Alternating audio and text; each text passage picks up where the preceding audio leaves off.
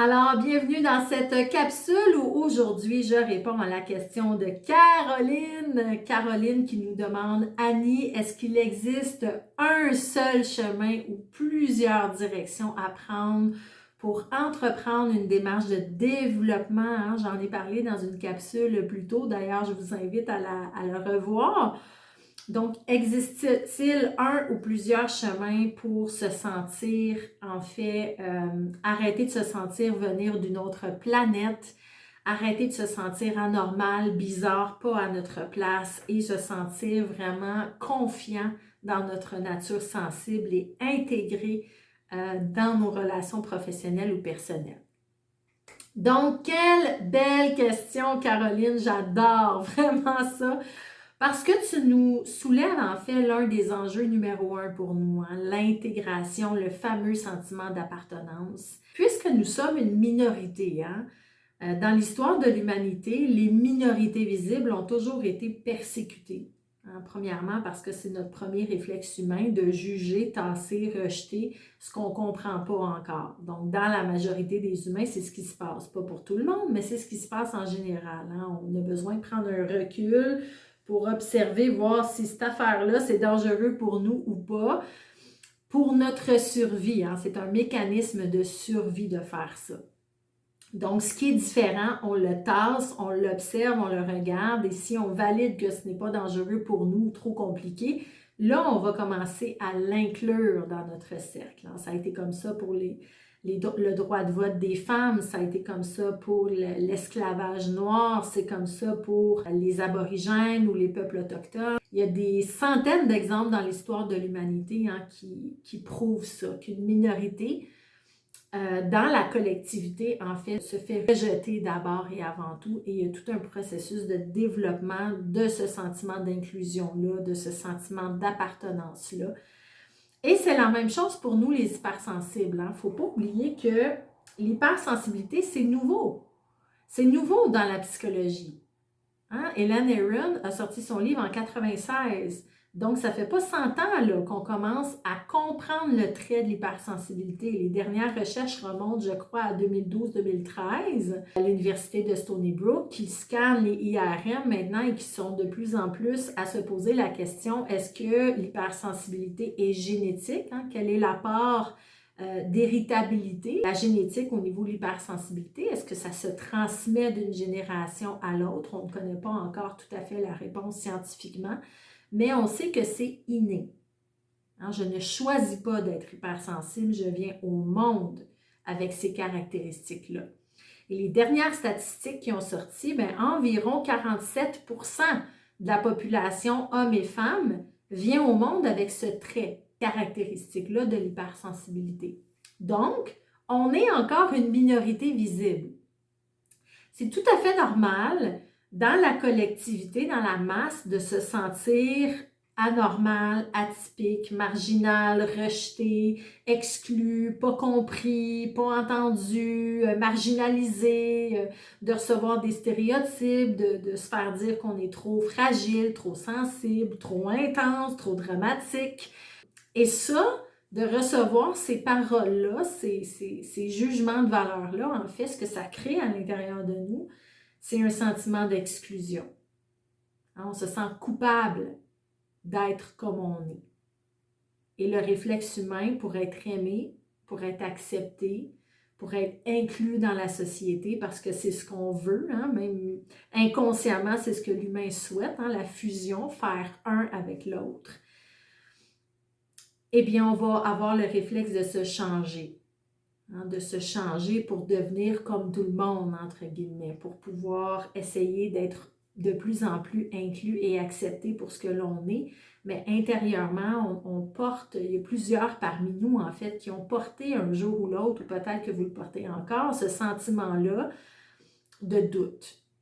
Est-ce que je viens de la même planète que tout le monde? Est-ce que je suis faite pour être en couple? Pourquoi je suis tellement intense? Pourquoi je prends tout trop à cœur? Pourquoi je suis aussi susceptible? Pourquoi je suis autant affectée par les autres? Donc, on se pose des questions.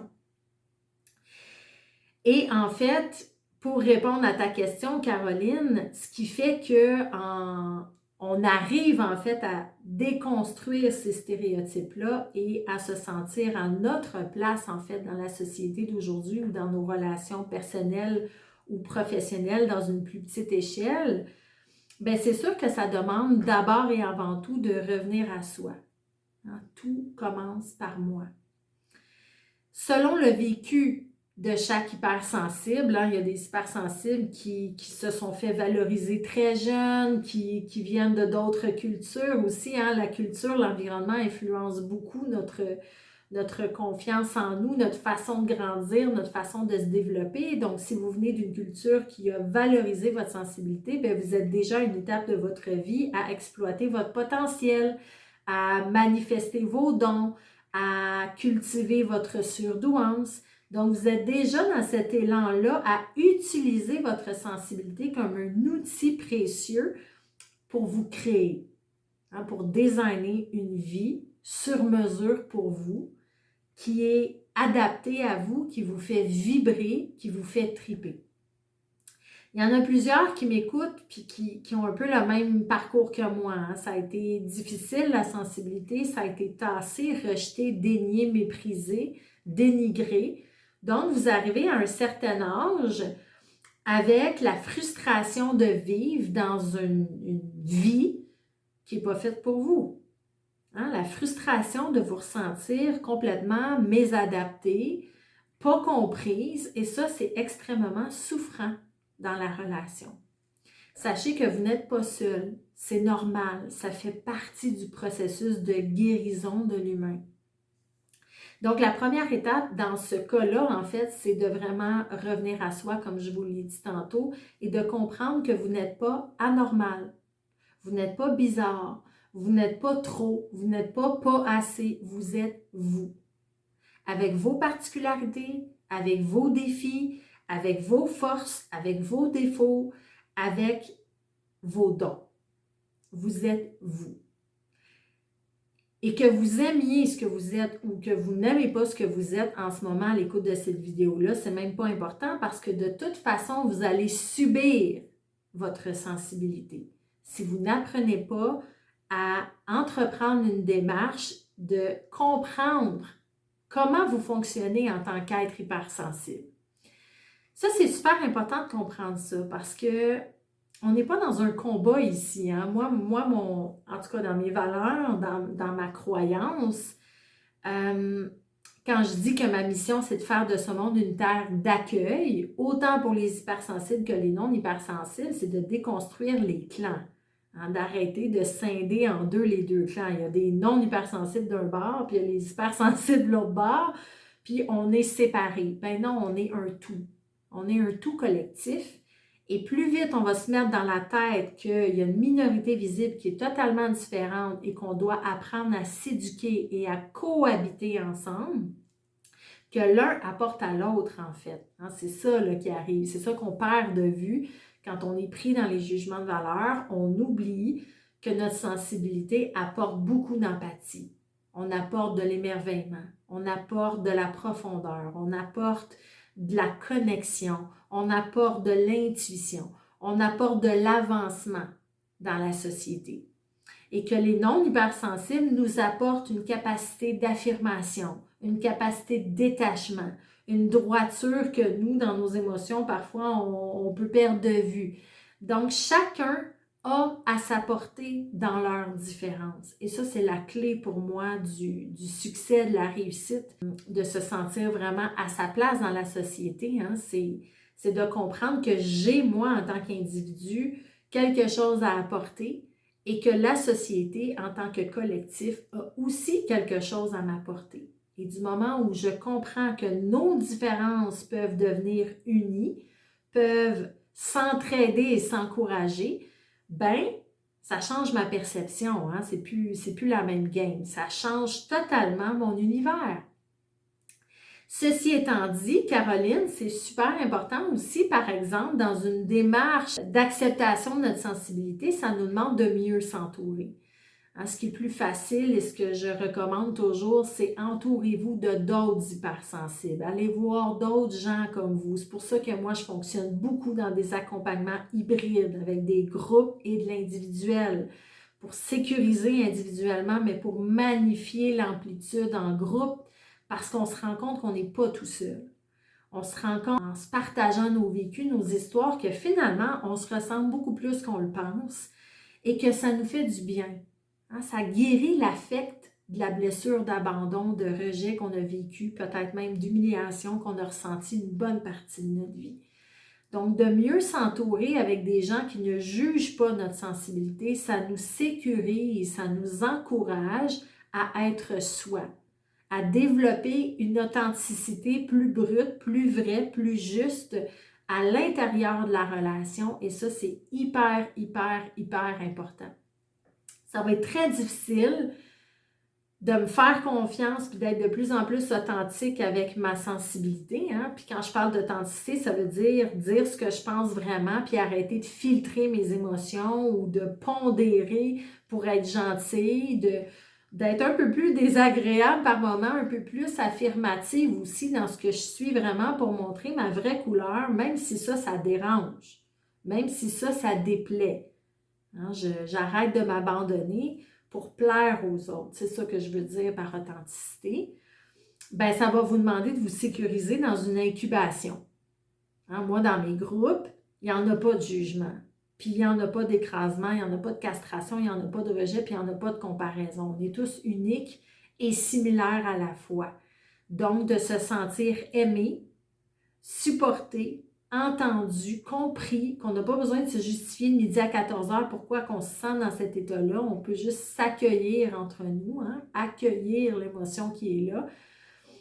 Ça nous fait du bien à l'intérieur. Ça nous aide à nous sécuriser puis à transformer l'expérience désagréable en expérience agréable et ça nous prépare dans le vrai monde. Quand on arrive dans le monde qui sont un peu moins ouverts, un peu moins empathiques à nous, ça nous prépare à nous désensibiliser du jugement puis de la critique, d'être plus fort par rapport à ça et d'être vrai avec nous-mêmes, de rester vrai, de garder cette honnêteté-là dans des situations où on reçoit réellement du mépris, du rejet ou de la critique, de se renforcer relationnellement dans toutes ces circonstances-là.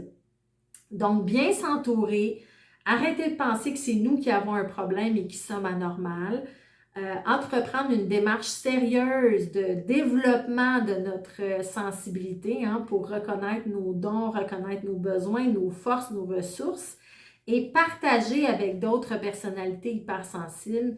Ce sont toutes des étapes, Caroline, qui vont t'aider à te sentir incluse, sans avoir à te changer, à te minimiser, à te mouler ou à mettre ton masque qui n'est pas toi dans tes relations au travail ou dans tes relations affectives ou familiales ou amoureuses. Alors, Caroline, j'espère que ça répond bien à ta question. D'ailleurs, j'invite tous ceux et celles qui sont à l'écoute de commenter cette vidéo-là. Partagez-moi vos prises de conscience. Qu'est-ce que ça réveille à l'intérieur de vous quand je jase avec vous autres? Il y a sûrement des pop-up qui se créent. C'est important de les laisser émerger. Donc, déposez-les dans les commentaires. Si vous avez des questions plus précises par rapport à ce que je suis en train de vous dire, n'hésitez pas, il n'y a pas de questions non. Pour moi, un hypersensible curieux, mon Dieu que c'est un grand geste de courage, d'humilité puis d'amour de soi. Donc, posez-les vos questions, prenez votre place. Moi, ça, j'adore ça, ça me fait triper de vous connaître, de vous découvrir. Et n'oubliez pas de vous abonner à ma chaîne en cliquant sur la clochette pour rester les premiers à l'affût des nouvelles capsules qui vont suivre dans les prochaines semaines, des projets de fou parfois qui me passent par la tête. C'est ça aussi, se laisser aller à sa créativité en tant qu'hypersensible. On canalise des choses rapidement.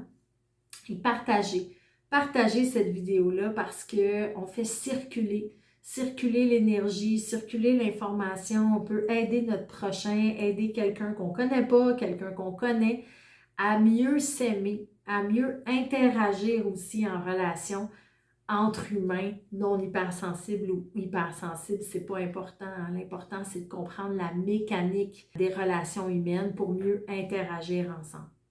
Alors, merci d'avoir été à l'écoute. Mouah! Je vous embrasse et je vous dis à très, très, très bientôt.